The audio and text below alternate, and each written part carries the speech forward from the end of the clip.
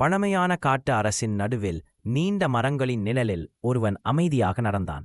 அவனது கண்களில் ஒரு தெய்வீக ஒளி பளீச்சென பிரகாசித்தது. அவனது காலடியில் தீ மின்னியது. ஆனால் அவனது மனம் கடல் போன்ற அமைதியில் இருந்தது.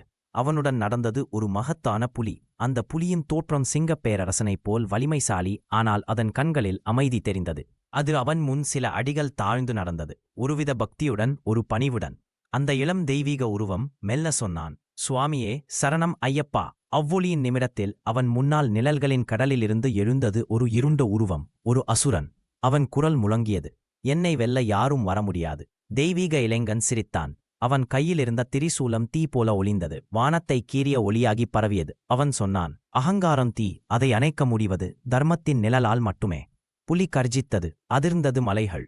திரிசூலத்தின் ஒளி இருளைச் சிதைத்து தீய சக்திகளை புகையாக மாற்றியது. காடு முழுதும் மீண்டும் உயிருடன் மூச்சித்தது. பறவைகள் அடர்ந்த மரங்களில் பாடத் தொடங்கின. மிருகங்கள் நிழலிலிருந்து வெளிவந்தன.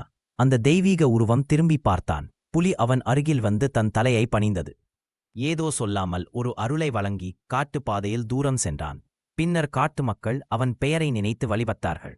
அவன் தர்மத்தின் வடிவம், அவன் கருணையின் ஒளி, அவன் ஐயப்பன்.